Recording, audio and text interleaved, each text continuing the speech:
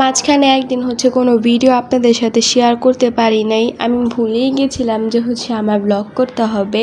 তো যাই হোক, আজকে শুক্রবার মানেই কিন্তু যে সব কাপড় কাচার দিন। তো আজকে তো এইরকমই একটা দিন পার করলাম, কিন্তু হুট করে যে এরকম বিপদে পড়বো সেটা ভাবতেই পারি নাই। তো কি বিপদে পড়লাম সেটা জানতে হলে অবশ্যই আপনাকে পুরো ব্লগটা দেখতে হবে। আর এইরকম বিপদে পড়বো জানলে আগে এই কাজটা কখনোই করতাম না। যাই হোক, সকাল সকাল উঠে আমি পর্দাটা খুলে দিছি। আসলে ঘুম থেকে উঠছি অনেকক্ষণ আগেই, কিন্তু রুম আসলে ক্লিন করা হয় নাই। 9:30টার দিকে আমি ভাবলাম যে বিছানা চাদরগুলো আজকে ধুয়ে দিই, যেহেতু শুক্রবার। তো এইখানে আমি বিছানার চাদরগুলো ধোয়ার জন্য এগুলো সব আমি খুলে নিচ্ছি। এগুলো না গরম পানিতে ভিজাতে হবে, কিন্তু আমি ভুলেই গেছি যে এটা গরম পানিতে আমার ভিজাতে হবে। গরম পানিতে না ভিজালে কিন্তু পরিষ্কারই হবে না। এইটা আমার একেবারেই মাথায় ছিল না। তো যাই হোক, আমি ভিজায় ফেলছি, এখন তো আর কিছু করার নেই। ভিজানোর পরে আম্মা আমাকে বলতেছিল যে গরম পানিতে তো ভিজানো লাগবে।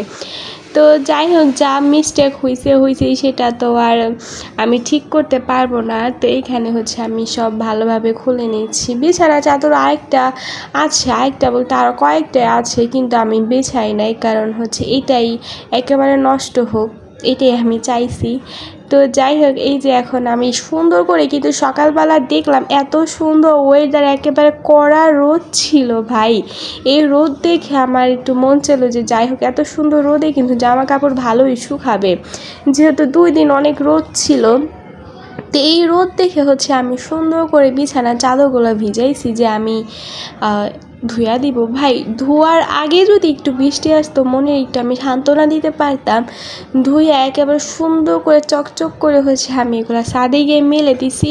ও মা, ওই মুহূর্তেই দেখি একেবারে কি মৌসুম ধারার বৃষ্টি পড়তেছে। এত পরিমাণে বৃষ্টি কি আর বলবো, এখানে কিছুই বলার নাই। কি একটা বিপদে পড়ছি, শুরুতেই বললাম না যে একটা বিপদে পড়ছি। তো এইটাই আমার সেই অলৌকিক একটা বিপদ।